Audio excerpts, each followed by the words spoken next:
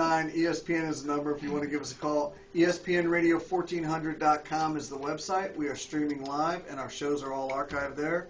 We have still in studio, and we appreciate him coming in, Mechanicsburg linebacker Bryton Barr. Bryton, thanks for coming in again. Thank you for having me. Mr. Epler. Yeah, I wanted to ask Bryton, everybody sort of has an opinion, us included, about kind of what's broken. Obviously, the last season, take us back to last season. Was it just frustration? What were your thoughts about the 2010 season? Yeah, last year was a rough season. The thing is, I don't think our team came together as one. It seemed like the kids didn't want it. They were just there. Like during practice, it seemed like they were just there to get through it. And this year, we're not there to get through it. We're here to get better. Mm-hmm. And I tell my team every day, hey, we're not going back to the 1-9 season like last year. We lost some games last year that we could have won. We went into double overtime twice, I believe. Right. And we actually stayed in with McDevitt till the last quarter. But this year I think some teams are going to be shocked.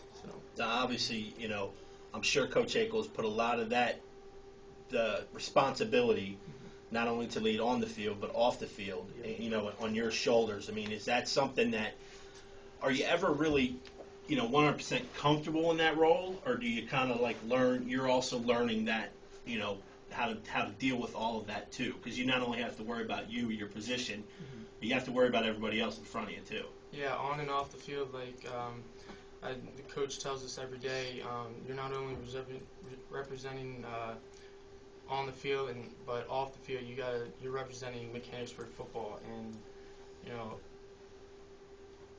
it's you have to be, how do I put this,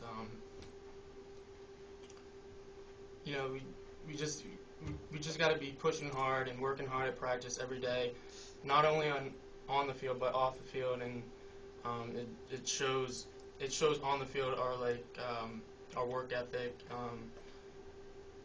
I don't know. I'm sounding. I expect it to be a little bit tighter this year. No, I think it's true.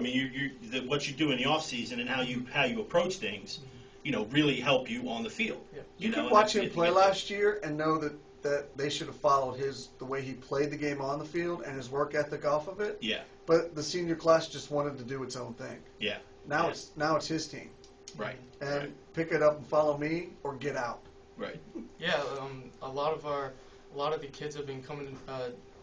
For example, this summer, the gym that I go to, a lot of the kids from our whole offensive line came to the gym, busting their butt every single day, and it's definitely going to pay off this season. Last year, Bryton had 175 tackles in 10 games. That's 17.5 tackles a game. 96 of those were solo. And, middle of the season, you saw his numbers were already frankly, they were a little gaudy.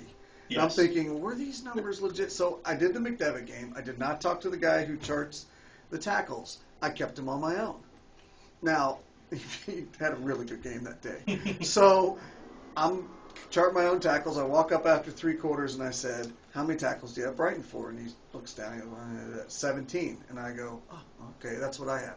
He finished that game with 22 tackles, 15 solo. And Jamel Poteet never got away from it. One of the more fundamentally sound tacklers I've seen since Dan Connor, probably Dan Connor was one of the best high school tacklers. Yeah.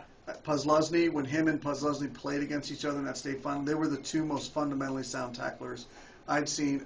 He's the first one I've seen at their level since that.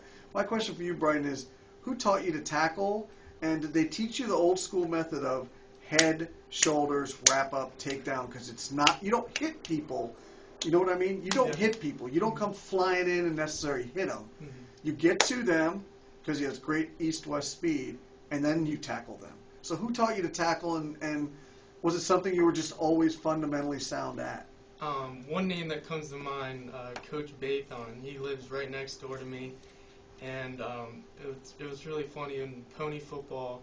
If kids would duck their head, he would get out his roll of duct tape our helmet to our shoulder pads, so that would teach us to keep our head up. So, Coach Bathon, Coach Perry, my midget coach, he taught me almost everything when it came to football.